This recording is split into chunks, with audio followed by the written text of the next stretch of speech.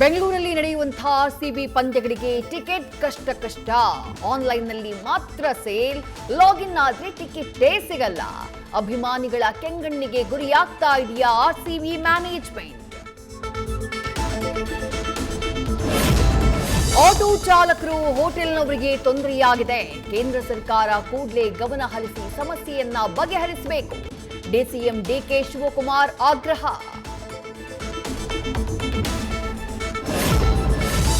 ಎಲ್ಲೆಲ್ಲಿ ಗ್ಯಾಸ್ ಸಿಗುತ್ತೆ ಅಂತಹ ದೇಶಗಳಿಂದ ಗ್ಯಾಸ್ ಪಡೆಯಬೇಕು. ಕೇಂದ್ರ ಸರ್ಕಾರ ವಿದೇಶಿ ನೀತಿಯನ್ನ ಬದಲಾಯಿಸಬೇಕು. ಎಐಸಿಸಿ ಅಧ್ಯಕ್ಷ ಮಲ್ಲಿಕಾರ್ಜುನ ಖರ್ಗೆ ಸಲಹೆ.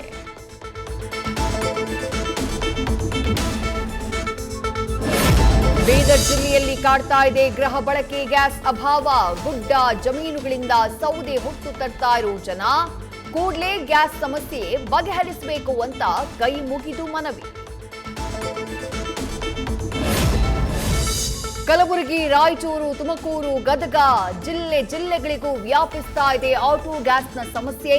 ಹಗಲು ರಾತ್ರಿ ಎನ್ನದೆ ಸರತಿ ಸಾಲಲ್ಲಿ ನಿಂತು ಗ್ಯಾಸ್ ಸಿಗ್ತಿಲ್ಲ ಅಂತ ಚಾಲಕರ ಕಣ್ಣೀರು.